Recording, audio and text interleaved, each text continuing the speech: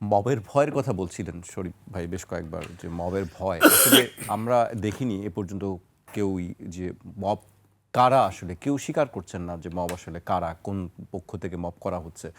আপনার কাছে কি মনে হয় আসলে যে মব কারা? দুঃখজনক কি জানেন, এই যে অভ্যুত্থানের নেতৃত্ব যখন দিয়েছি তখন সবাই আমাদের ডাকে মাঠে নেমে এসছে। এটা একদিক দিয়ে পজিটিভ, এবং তার পরবর্তীতে যে আইন শৃঙ্খলা বাহিনী নিয়ন্ত্রণে আনতে পারেনি সরকার, সেইটাও আরেকটা নেগেটিভ ইস্যু। এখন দীর্ঘ 17 বছর মানুষের জবান বন্ধ করে রাখতে হয়েছে, মানুষের কোনো বাক স্বাধীনতা ছিল না, নিজেদের দাবি পূরণের জায়গা ছিল না। প্রতিদিন এই সরকার আসার পরে যতগুলো মিছিল মিটিং হয়েছে, প্রেস ক্লাবের কাছে, বাসার কর্মস্থল, তো মানে হয়রানির কোনো শেষ নাই। যে যখন মানে আমি ওনাদেরকে ছোট করে বলছি না, ধরেন গৃহকর্মীদের যে পেশা সেইটাকে কিন্তু এখন স্বীকৃতি দেওয়ার জন্য প্রস্তাবনা এসছে, এটাকে আমি সাধুবাদ জানাই। কিন্তু ওনারা ওনাদেরকে আপা ডাকবে নাকি বুয়া ডাকবে না সেইটা নিয়েও আন্দোলন করেছে। এইটা তো এই এই সিভিল সোসাইটির, এটা স্বাভাবিকভাবেই ওনাদের এই সম্মানটুকু দেওয়া উচিত যে ওনারা কাজ করতে আসেন, আমরাও কোথাও না কোথাও কাজ করতে যাই, তাই না? তো ওনাদের যেই সম্মান, যে যেটা চায় তাকে সেটা দেওয়া উচিত। এখন ধরেন সবারই মনের চাপা কষ্ট, যেই দাবিগুলো সেগুলো নিয়ে সবাই মাঠে নেমেছে, সবাই আন্দোলন করেছে, কেউ কেউ ভায়োলেন্ট হয়ে গিয়েছিল। That is bad. একটা সময় পর্যন্ত আমরা সেটা দেখেছি।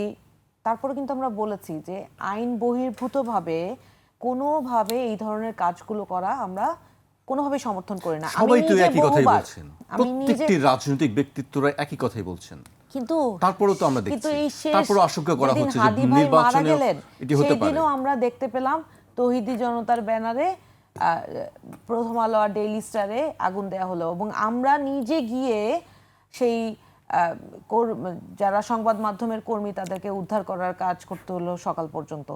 তো এইটা কিন্তু কেউ বলে না যে আমরা থামানোর চেষ্টা করেছি। যখন যখন ওই যে ফজলুর রহমান স্যার, অ্যাডভোকেট ফজলুর রহমান স্যারকে যারা অপদস্থ করলো তার বিভিন্ন বক্তব্য নিয়ে, সেইটা নিয়ে যখন আজেবাজে গালিগালাজ করলো, ওইটা নিয়ে কিন্তু আমরা তাদেরকে, আমি নিজে গিয়ে দাঁড়িয়ে থেকে তাদেরকে বোঝানোর চেষ্টা করেছি যে উনি অন্যায় করে থাকলে উনার দলীয় ব্যবস্থা নিবে, আইন ব্যবস্থা নিবে। You can not create mob in front of his house, not at all. এই যে জিনিসগুলো আমার ক্যাপাসিটিতে যতটুকু আছে, আমি যে বলছি কে শুনছে বলেন তো?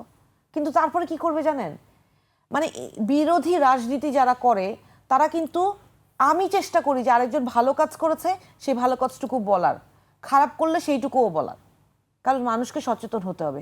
কিন্তু তারা করে কি, আমরা যেটা যেটা যেটা আমরা জোর গলায় বলছি, চেষ্টা করছি, সেটা যদি তারাও বলতো তাহলে এটা থামতো। তারা কি করে জানেন, তারা আমাদের উপর চাপায় দেয়, তখন মানুষ মজা পায় যায়। তো পরিচয়হীন, তো এদের পরিচয় দেওয়া লাগে না, তো কিছু করলেই তো দোষ এনসিপির উপর চাপবে, অসুবিধা কি, করে গেলাম, করলাম, একটু খারাপ কি? এইটা এখন ধরেন যেই ছেলেগুলো ট্রাফিক সিগনালে পুলিশের যখন মনোবল খারাপ অবস্থায় ছিল তখন তারা ট্রাফিক সিগনালে পাহারা দিচ্ছিল না, তারপরেও তাদেরকে পড়ার টেবিলে ফেরা উচিত ছিল। অথবা কেউ যদি পার্ট টাইম ট্রাফিকের কাজ করতে চাইতো তাদেরকে ট্রেন করা উচিত ছিল।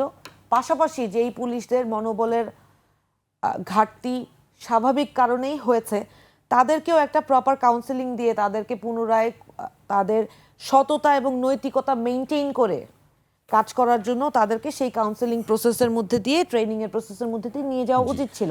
সেটার কোনোটাই হয় নাই। তো নির্বাচনের সময়ে আসলে কারা সেই আসলে গোলযোগটা করতে পারে, বা গোলমাল, আমরা গোলমাল শব্দটাও আমরা শুনেছি রাজনৈতিক নেতাদের মুখে।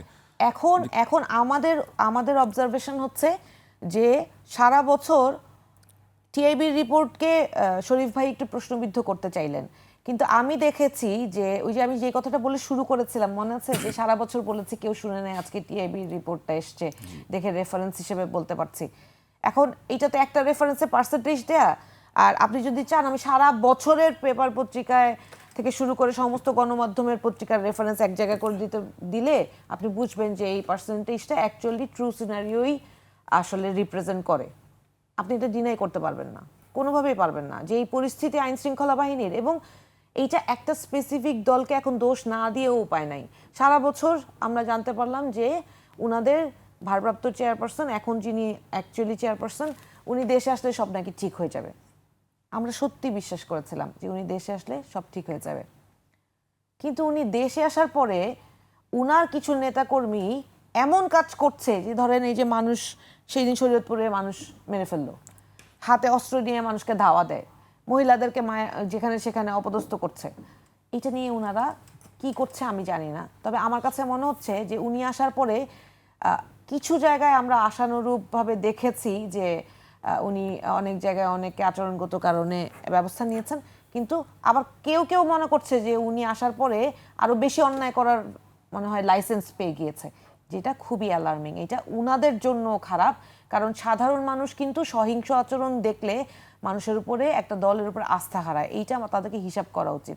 আবার আরেক দিকে নিয়ম নীতি ভঙ্গ করাটাও অন্যায়, সেইটাও আসলে শৃঙ্খলা রাজনৈতিক দলের মধ্যে থাকতে হবে, সেটা আমার দল হোক আপনার দল হোক আর যার যেই দলই হোক। রাজনৈতিক দলে যখন শৃঙ্খলা থাকে না তখন তাদের উপর মানুষ আস্থা রাখতে পারে না, এবং এই নির্বাচনে মব হওয়ার সম্ভাবনা খুবই প্রকট। কারণ যেই কথাটা বলছিলাম সেই কথাটাই আবার বলবো, আমি সেটাই আসলে জানতে চাই মানুষ যে এই মবটা আসলে কারা করবে, এটি কি কোনো অদৃশ্য শক্তি? যারা দখলদার তারা করবে, স্পষ্ট এক কথায় উত্তর দিলাম, যারা দখলদার এই মবটা তারাই করবে।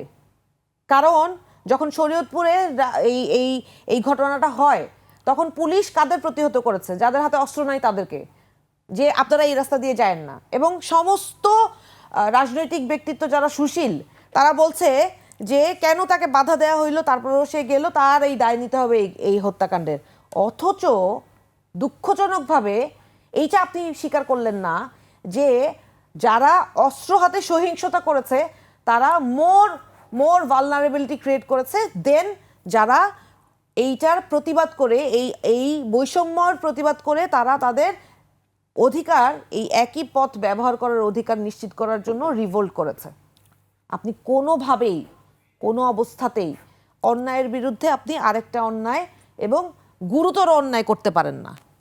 এইটাকে আপনি বৈধতা দিলে আপনার আসলে আয়নায় চেহারা দেখা উচিত, যে একজনকে কুপিয়ে অস্ত্র ব্যবহার করে কুপিয়ে মেরে ফেললো, একজনকে ফিজিক্যালি ভায়োলেন্ট অ্যাটিটিউড করলো একজনের প্রতি, আর আপনি বলছেন যে ও চেয়ার ছুড়োছুড়ি করেছে, চেয়ার দখল করেছে। দুইজনেই অন্যায় করেছে, কিন্তু কে বেশি অন্যায় করেছে সেটা আবার মানুষ হিসেব করে ফেলবে।